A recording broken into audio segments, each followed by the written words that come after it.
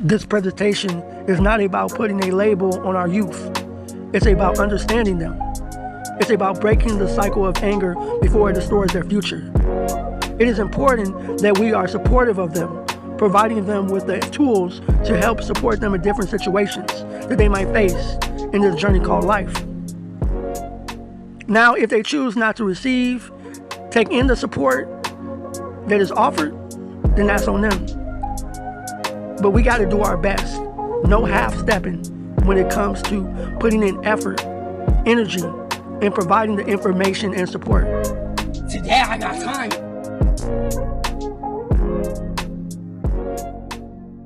Today I got time. You think that kid that just punched a hole in the wall did that just because? No. That anger is a symptom of something much deeper. A child who feels sad, hurt, abandoned, unseen, neglected emotionally, they don't always just go up into tears. They tear things up. They lash out. Yes, it's important that we discipline them for the behavior, but also it's important that we do not ignore the reason behind it. You don't treat an illness by slapping a Band-Aid on the symptoms. You got to get to the root of the problem by asking what happened to you instead of what's wrong with you. You dig?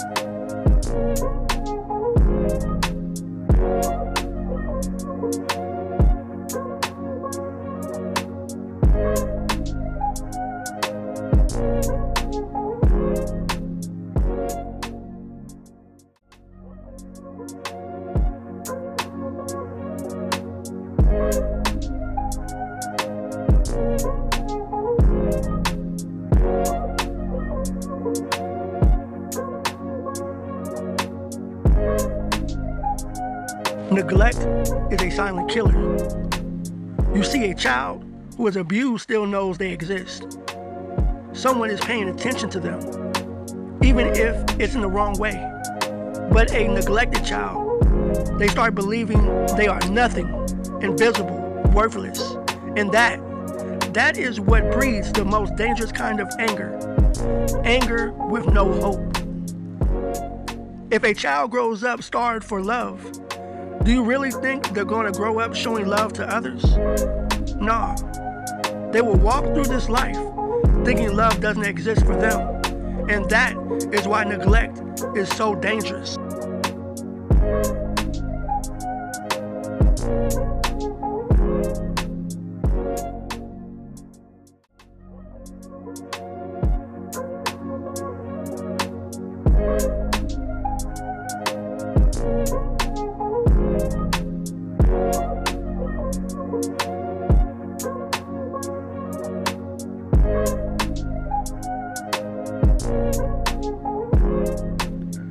They may not know they need help. They're young. They may have trust issues from broken promises and or abandonment. They may have felt betrayed by people they love the most. Their jar may not be open to receive yet. Their jar may not be open to receive the help. It's important to do the work to get them to open their jar. It is important we do the work to support them in opening their own jar, to receive the information and the support that will better support their current situations and future selves. And when these youth do open up, it is important that we listen with empathy and understanding. They don't need just lectures. They need action behind it. They need actions that say, I'm here. I'm not leaving. We earn trust. We don't demand it.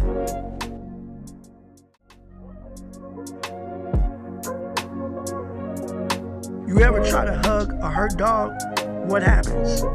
It growls, it snaps. Not because it hates you, but because it's scared of more pain. That's what our youth do. You try to get close, and they push you away. They cuss, they roll their eyes, they act like they don't care. But the truth is, they care too much. And they're scared of getting hurt again. They're scared of being let down. They're scared of being abandoned. Don't take it personal. When they push, stand strong. When they test you, pass the test. Because once they believe you are real, that's when they start to open their jar.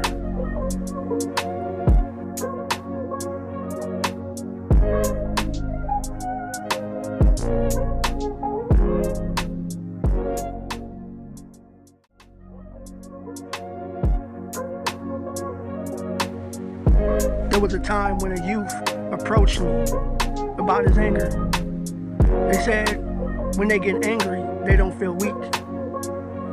I sat him down with the understanding that a lot of these kids grow up feeling powerless. And the only time they feel in control is when they're mad. I told them anger is a trap. It makes you feel powerful, but it takes your power away, really. You lose jobs, you lose relationships, lose your future, lose your freedom, all because you couldn't control your emotions. The real power is in mastering your anger, not letting it master you.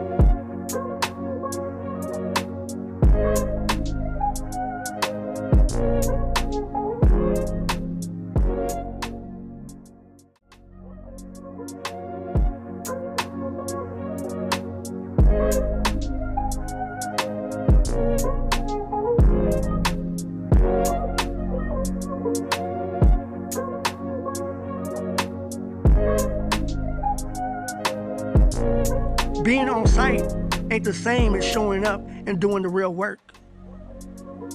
I'm talking about more than just engaging. We gotta take it a step further. We gotta make every moment count. We gotta make every moment meaningful. Make it therapeutic. Make it a teachable moment. These youth know when you're just going through the motions. They can tell when you're just filling space, passing time, pretending to care.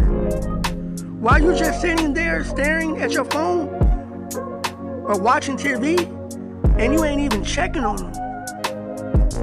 They can see it, they can feel it, and when they sense you really ain't locked in, that's when they start to bully the other kids.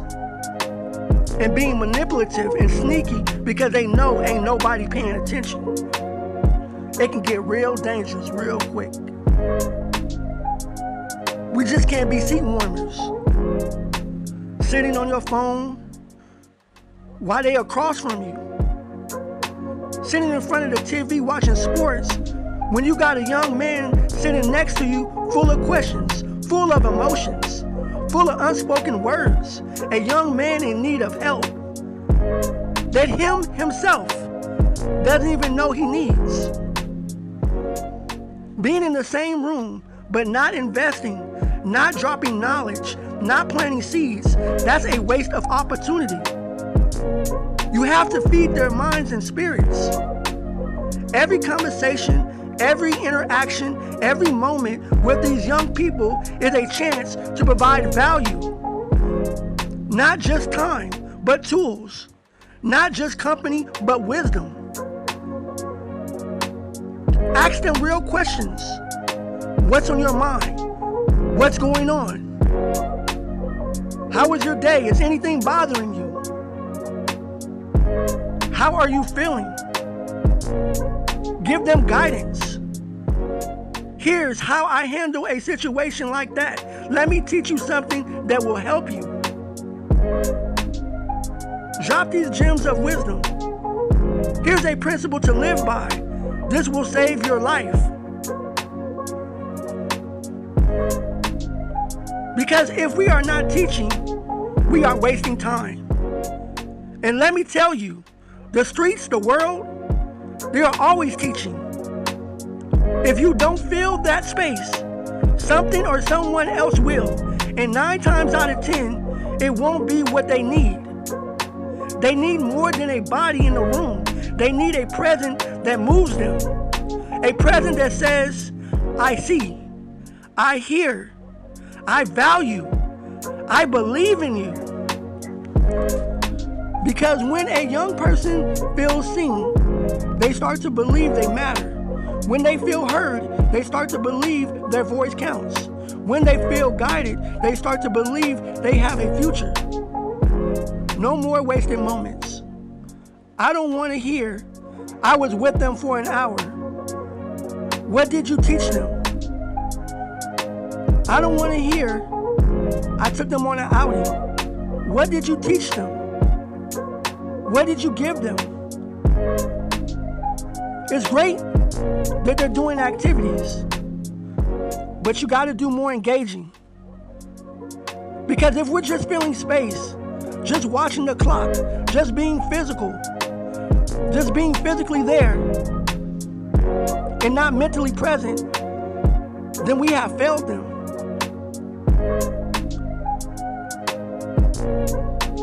There's a difference between adults that just exist in the youth lives versus mentors, teachers, and leaders who actually put in the work to change their lives, support the change in their lives. So ask yourself, are you just here or are you making it count? No more silence. Engage, teach, inspire, plant seeds, because the wisdom you give today might just save them tomorrow. Let's get to work.